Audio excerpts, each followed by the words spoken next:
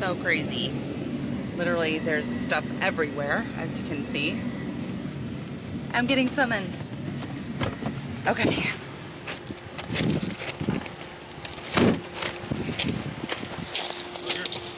There's cargo. There's cargo. Welcome everybody to another episode of Tell Me Everything Frog Girl Fridays.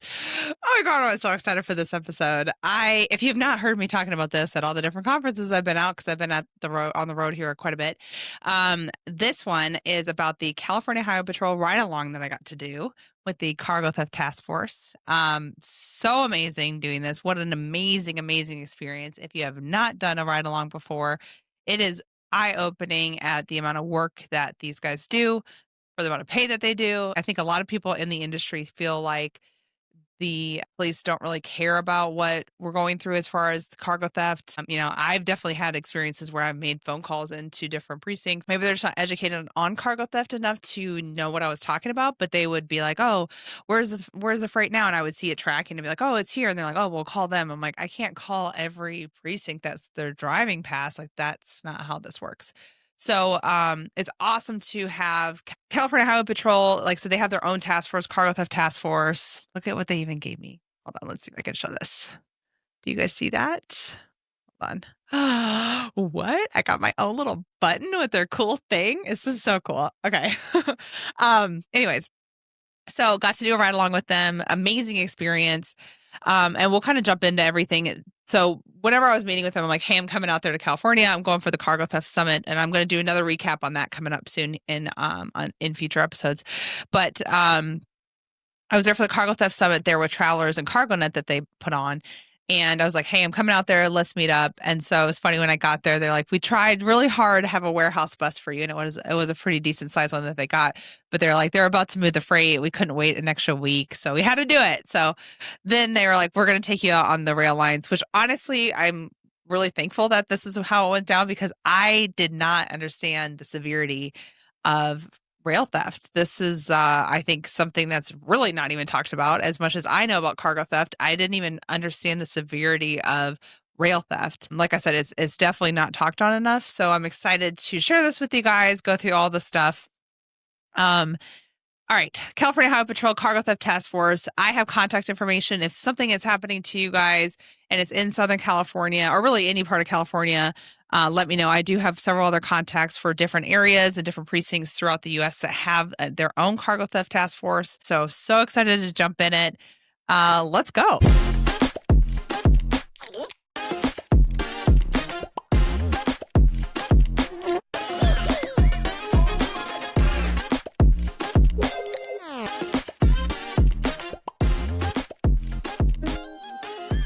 All right, guys, we are going to start off with what we did in the beginning of the day, which was some investigative work. He receives a decent amount of reports per day and has to go through each one, see what's tied together, what's not, what can he actually actively stop and try to get the materials back, what is actually leading to other, bad guys, kind of connecting all the dots, weaving everything together, trying to make a big case on somebody. So he's going to walk through kind of one that he just received today.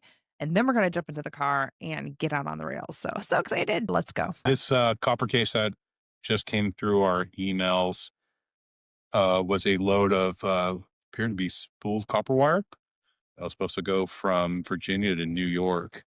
So they were able to provide me with the MC information, ASIM logistics, along with some driver information, some truck information, the plates, owner applied numbers. So we can start working that stuff up. Well, first I would probably start with the carrier information to see what kind of history they have. And then from there, I would start with the driver himself to see if he is a possible innocent driver or if he is involved. If I can't find any information on this driver himself, I start looking into the phone number or his name and birthday, and I can't find any matches.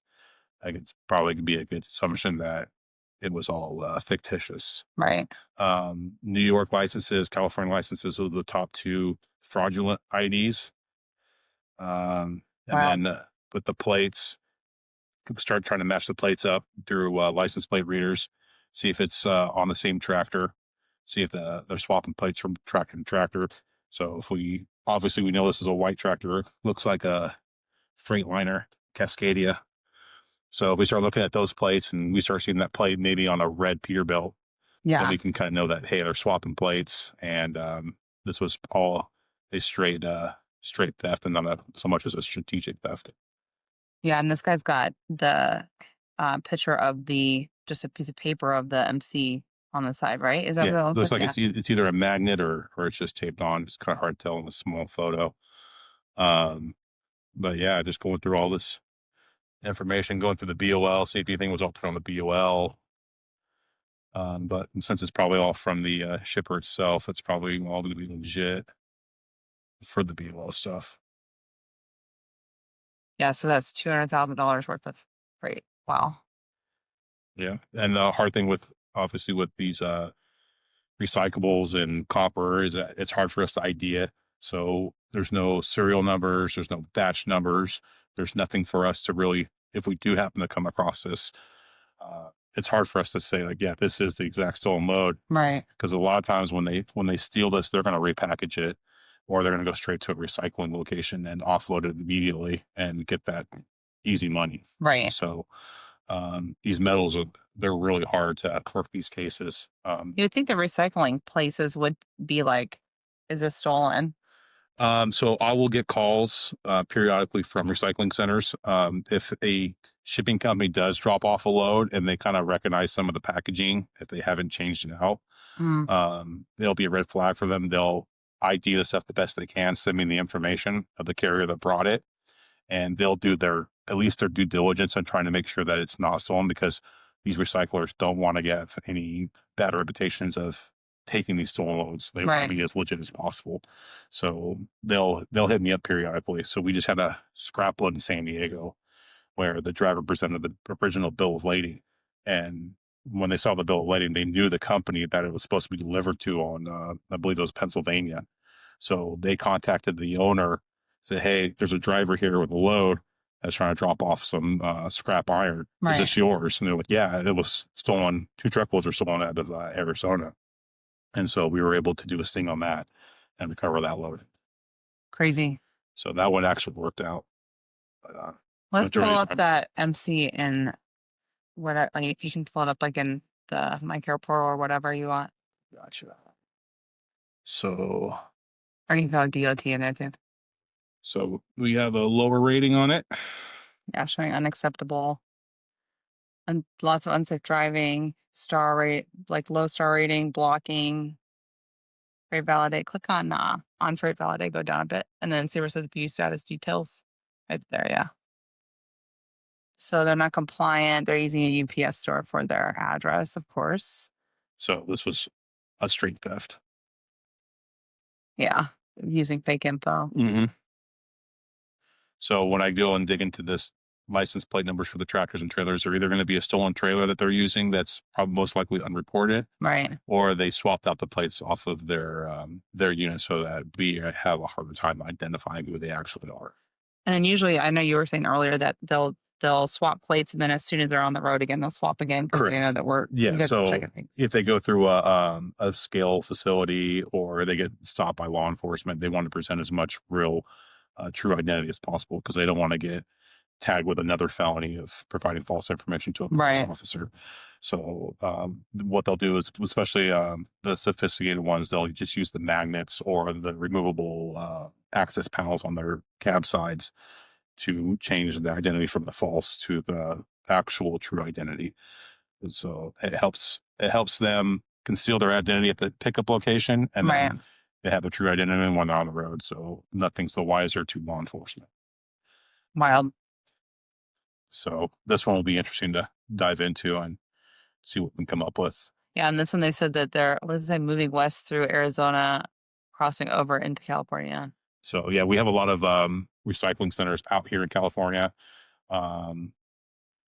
What they'll tend to do is bring it into here. We have one that's been worked up here out in Garden Grove that's been known to take stolen recyclables. So this would be something like I can sit at this recycling center and see if this truck shows up. But that'd be a needle in the haystack. Right, yeah. But it's just, unfortunately, without any GPS information on it. And if they didn't swap out these plates, I can try and get some LPR reads off of it and see exactly kind of what region of California may have landed into. Mm-hmm. But I just want to see if they made. So they made changes. That's a long time ago. Driver count from 35 to 1. So it looks like they must have sold back in. Yeah, look at all that. Yeah. So it looks like March it went to from a April. legit large company to now down to a one operator. Yeah. And then but then look, they changed from 3 to 35. So I know a lot of times they do that for insurance purposes. They'll flop things around. But this probably is whenever this, and I bet it was sold. And then now the new guys are just going to town. I wonder if they have. So we do have one VIN. Does it show the VIN? No. On here, no, it's just good. But I can run that play real quick and see if that play matches. This is back in December, but was this the driver's number? No, it's not it. Yeah, and it's weird too that they have 3 different numbers for the driver. Unless one's the broker, one's the dispatch, and one's the driver. Oh yeah, phone numbers used. Yeah, I think this is the driver's number. Yeah. 5. So those numbers I can run through our database to see if they're possibly burner phones or if they're actually registered to a legitimate person. Yeah. Like they moved from Kansas to Ohio. That was 2023. So I think this has been sold a couple of times. So a lot of these trucking companies or these bad actors, they'll go and they'll purchase several carrier names and they'll use them up. So once it gets freight guarded, they'll discard that one or sell it to another bad actor. That they'll hold on to it for 2 or 3 years, and then we'll see it again pop up. Yeah, and they'll do another 3 or 4 loads. They kind of just keep recycling them every 2 or 3 years. Wow. So more fun stuff to look into. Right now, we're going to go check out some areas near the high desert where trains have been frequently hit by organized crews that are popping the seals off the containers when the trains come to a stop, and they are pilfering loads and then selling them off. Let's break down where I was. So LA's here, obviously. I was around this area, and this is the whole Mojave, I hope I'm saying that right, Mojave Desert. So the CHP guys that I was dealing with, they cover from, and I'm probably drawing my thing wrong, but like here down, all the way down to Mexico and over to Arizona. So really what they deal with, and if you have not heard me talk about them before, it's basically just 2 investigators or 2 detectives or investigators. I'm not sure what their title is, and then a sergeant, and they have one guy ahead of them that's over this entire region. So from here, or I think it's goes like this way, here all the way down is 2, technically really 2 guys, 3, but 2 really that are actually in the field. Now the rail lines, there's the Pacific rail line, and then there's the BNSF rail line. Both of them have their own rail police, I guess is what they call it. And typically, though, there's about 2 officers on duty per shift, and that's covering about 100 miles of very, very, very desolate area. And rail theft is just totally on the rise. Let's go. There's a cut seal. Crazy. You said you found more? Well, there was a red one. Oh, I see it.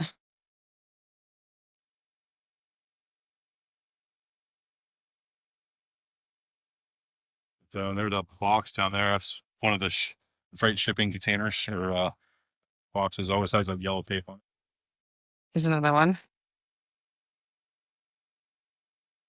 Another one. Another one. Another one. That's wild. Holy crap. Every once in a while, you'll see the drive sensors. You like a little square about this big with a electronic marking on it. Another one. That is, I mean, yeah, that's crazy. So it's got to be like along the whole thing, not just right here. Yeah. Like I knew it was a problem, but I don't know. And do they normally do the stuff during the day or at night? Whenever the train stops. Oh, So, gosh, there's like a whole bunch in here. So the train tracks, I think these 2 merge. So they have to wait for the trains to clear. Being a load of K-cups too. Oh, yeah.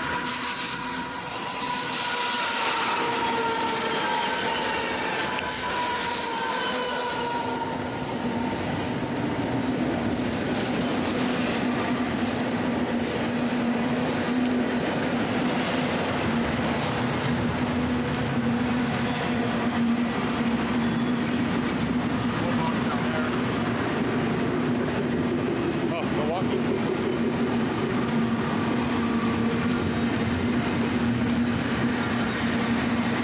Oh, I see it.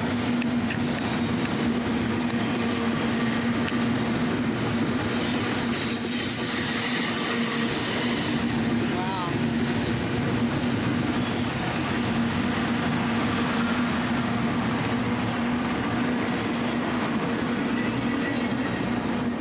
I wanted to show this the amount of time that this train takes to pass us because we're talking about like a mile long train. So how does this happen? Let's break that down. Typically what's happening is at like a port, there's these bad actors that are jumping on, and I'm actually going to show a video real quick. So this took place actually in Chicago. But I wanted to show you guys because it's very relevant to this. So as you can see, I mean, these are completely stopped trains and these guys are just grabbing, looks like a bunch of TVs off of there. Clearly they know which one was marked because it doesn't look like other ones were open, but even over there grabbing it and kind of going from there. So basically what they do is at, let's say, a port or whenever the train is going at a low speed, maybe they're going uphill on a low speed, or there's two rail lines kind of crossing, just like James was kind of talking about. At that point, they have the opportunity, I believe it's going around 7 miles an hour. So they have the opportunity to run alongside it, jump onto a car. And then at that point, they're hitting each car, jumping cars, and even at high speeds, they'll do this.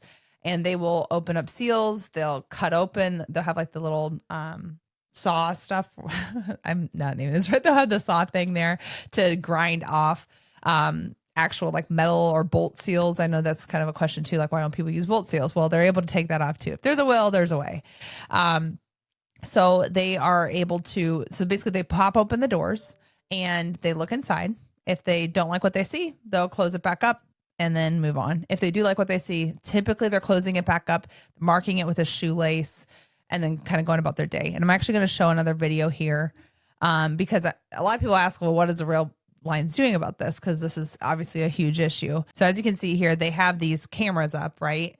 And you can see where they've popped open the doors, left them open. So they actually have AI detection now in these cameras where they're noticing, hey, this door's open. It's flagging into an officer's, I don't know, inbox, whatever, giving them that alert saying, hey, this train has been, basically scouted out and probably had cargo theft already happen, or at least they're still on there. There's a lot of different things that they do. A lot of times they're deploying drones, flying them over to see if there's people still on the train, or see if this was kind of a thing that happened in the past. They can fly drones over different parts of the rail to see if they can see freight on the side of the train's tracks, kind of like we'll see here in a minute. But that's why they are now closing these doors back up, marking it with like a shoelace, because that's much harder to see on a camera like this, right? They marked what they wanted to with the shoelaces on the containers that they want. They will, at that point, kind of make the phone calls, let them know what kind of freight they have, sometimes even already sell it before they even steal the freight. They will have somebody ahead of this train make either like a fire on a train. That's kind of like a big thing. They burn down different rail cars and things like that. Or the cut brake lines, airlines. I think that's also what they are. Hopefully I'm saying all this right. Like I said, this is kind of all from memory, but so they'll cut those, trying to get that train to stop. Because once the train ahead of them stops, that means the ones behind them stop too. Everything's backed up. So then they're able to infiltrate on whatever train that they're wanting and go in. Now, as like a rail police, there's X amount of trains going on at one time. How would you know which one is they're hitting, right? That's a difficult thing. So that's why they are relying on a lot of these cameras, but they're not everywhere. This is 100 miles of desolate desert that they're on. So who knows where these guys are at while they're stopped and then grabbing this freight, throwing it off. They got plenty of time. And like I said, this is about a mile long train, or can be up to that double stack. So having a conductor even walk out there and do some surveillance, A, is dangerous for them. And B, by the time they get all the way to the end, they're probably already done. Shipped out of Vietnam. some sort of electronics and battery logos. Yeah. So they'll take off the pallets. Do they just throw them down here? Yeah, there's some other boxes down there. There's a lot more over here. Probably find more as we get closer to the house. Yeah. You can see where they were breaking down some of the boxes, strapping material. Yep. So usually ones with the batteries and stuff, usually those are gonna be like Milwaukee battery, like the batteries themselves, the charging battery. Yeah. There's a train now. So here's a pallet. So they rip the whole pallet out, throw it down the side, and just let everything fall down, and they go and collect it all. And what FI Series 3 is, I've seen a couple of boxes. It's a speaker, I think. I think that is too. Because this is the Apple Play. Set up your collar. Oh, I know what these FI are. These are the Wi-Fi for the dog collars. Yeah, for the dogs. Yeah. I think I saw some over there too about the dogs. Down there, that blue box.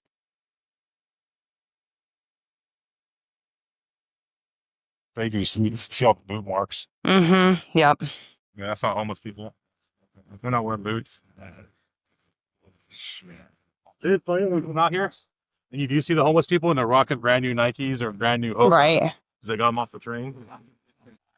What I could do is, like knowing that that's been taken out of here, I'll do this area, Apple Valley, go up on OfferUp and then search to see if anyone's selling for a large amount of those on OfferUp. Right. And see if anybody reported it, I guess.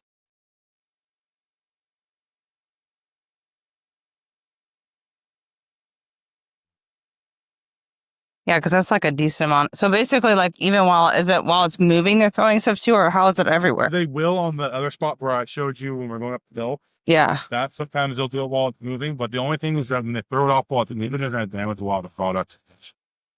So you need to be slow speed, like when they're going up the hill. Yeah. And they'll do it then, or you need to wait for it to stop. So if it's stuff that's not breakable, like your shoes, yeah, they'll check that off while it's moving. Right. Because who cares even about the boxes? Yeah, no, we'll take it out of the box and they'll just sell that as shoes. Right. Yeah, I would think this would have been a good hiding spot. There's not a lot. I don't know what that big box was. That's wild how many of those dog things there are. Oh, yeah, I mean, the whole container full. Yeah. You've got 26 pallets of it. That's if it's not double that. So cranking them. Please don't get bit by a rattlesnake. What? Don't get bit by a rattlesnake. Oh my God. Don't say that. Ah! I don't want to be bit by a rattlesnake.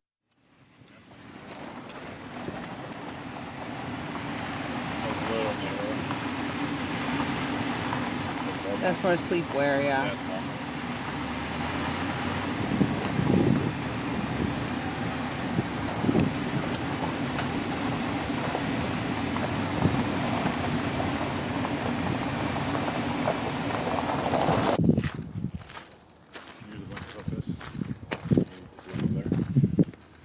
Oh, wow. Crazy. All they want to do is they just want to hide it from the train so that when the other trains go through, they don't pay the way they in. They'll let them know that they got hit.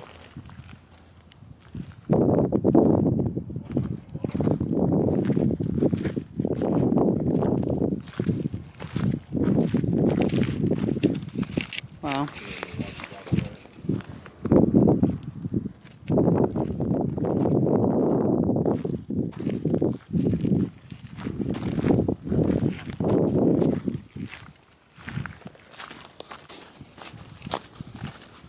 But you can see like how they'll just throw stuff over here in the bushes and they just back their trucks up as far as they can. Oh, yeah. Load them up. Wow.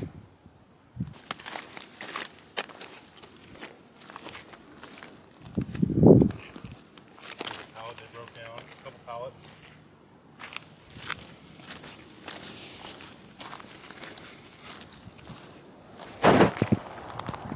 Oh, wow. That's Milwaukee. Well, you can see enough of the boxes. I can tell where they are just by based on the labeling, shipping box labels.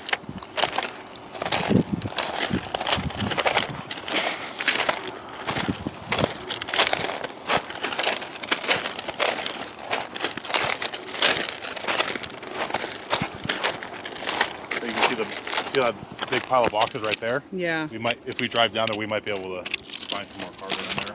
I mean, they have left. There's a bunch over here. Those are Deckers. Deckers is your Hoka. Yep, there's Hoka over there. Wow, that's just crazy. Yeah, here, you can get your truck here.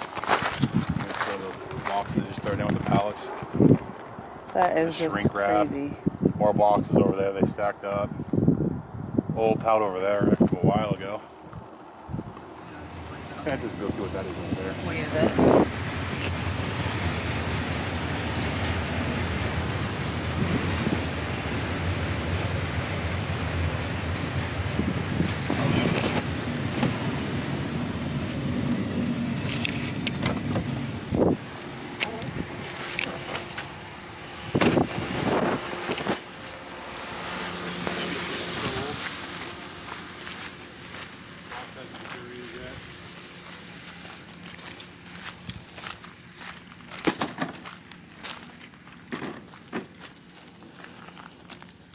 Dang.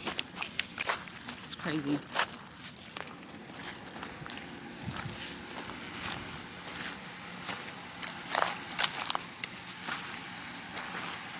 So they just bring down the totes, like the big plastic totes, Yeah. and then they take the shoes out, put them in the totes, because the totes are easier for them to carry out, like the big duffel bag totes. Very wild. All right, you guys, let's talk some stats. This is thank you to CargoNet and Overhaul for providing this information. It is readily available online, so I'm literally just Googling it. But anyways, in 2024, U.S. Railway cargo theft went up about 40%. There's over 65,000 incidents reported, which is 180 per day, if we think about that. It's estimated to be about $100 million worth of losses. And remember, this is wholesale. So Nike, Hookahs, whatever type of freight that they're stealing, they are not just taking that loss, right? They are adding that onto our consumer's pocket. That's why this is so important and needs to be shared about. So if you see this, like, subscribe, share with your friends. Let's get this out as much as we can. Literally, there's stuff everywhere, as you can see. I'm getting summoned. Okay.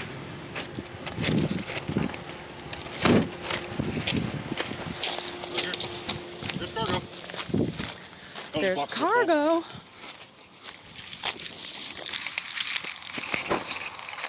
Oh, yeah.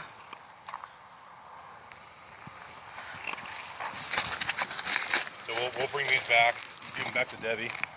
She does all Walmart stuff. So it was pajamas. So Walmart pajamas, definitely not the most hot ticket item out there, not like a lot of electronics and millions of dollars worth, but it's still something, right? 5 boxes that they, I guess, left behind or whatever. So 5 boxes of pajama pants from Walmart.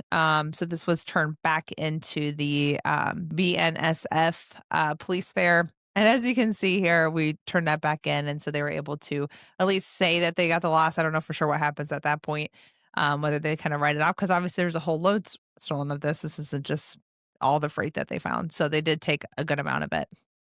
Now we move down to another area of rail. So not really that close to where we were before. And just to kind of show you that there's still stolen freight here. This isn't just one isolated pocket. This is all over the place. Yeah, we're in one area, like one, so many miles radius, but still, this isn't just like one big hot spot. It's all over the place. All right, so we pretty much wrapped up at the rail line there. I am covered in dirt at this point, and head back to the office to kind of do a little bit of recapping. And I'm going to let James here talk about kind of what their process is and what they do. All right, so tell me everything that you do in here.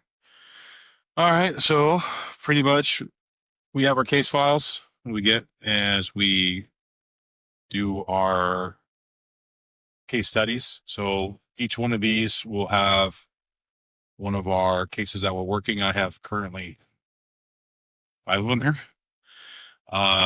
We'll follow everything here. Computer.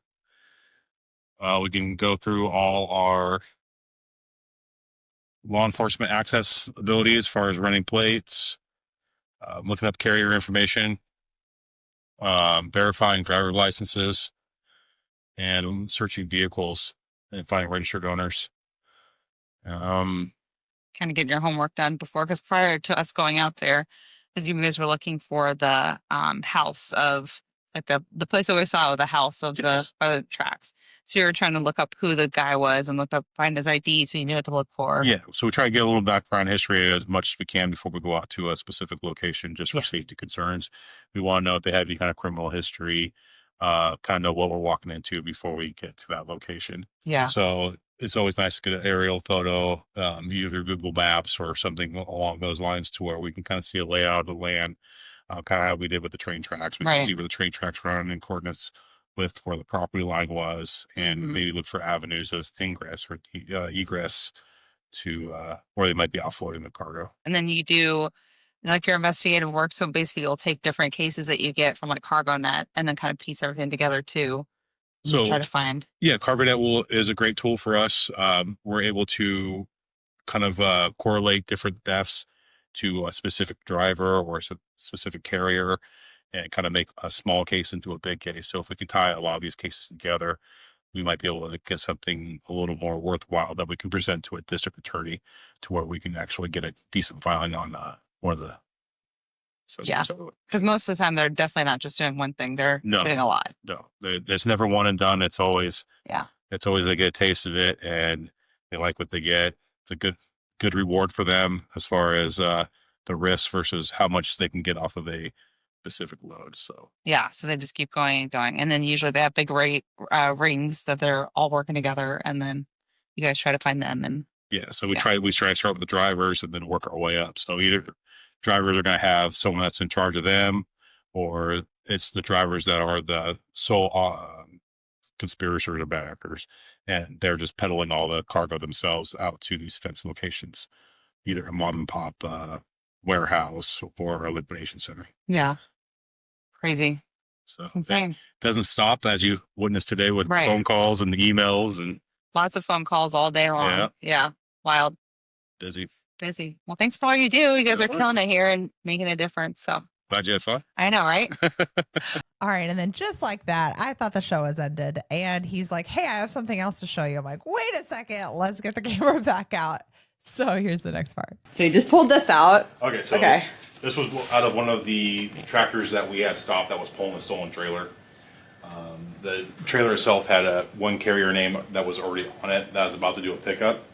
And then after we stopped them, seized the truck and trailer for evidence, when we did a search of the tractor, we were able to find new carrier information that they were probably going to use next once the current one they were using got freight guarded. So this was already set up, ready to go for at least 2 tractors that they were going to change the carrier information on.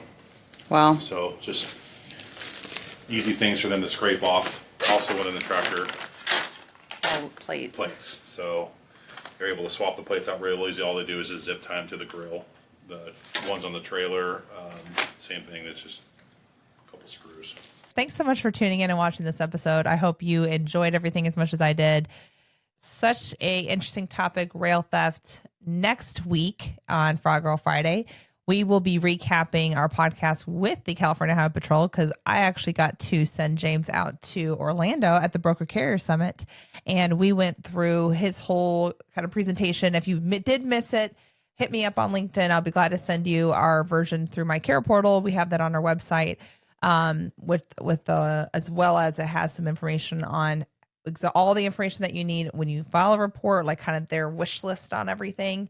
And then some contact information. So hit me up on LinkedIn if you need that information. Be sure to like, follow, subscribe, all the things, because we'll be getting into rail theft here soon. There'll be a whole nother series that we'll do. Hoping beginning of next year to kind of deep dive into that. I got to get some contacts. So if If any of you guys are on the rail side or have insight or do this directly, hit me up. I need some people to talk to about this. All right. Till next time. Bye, everybody.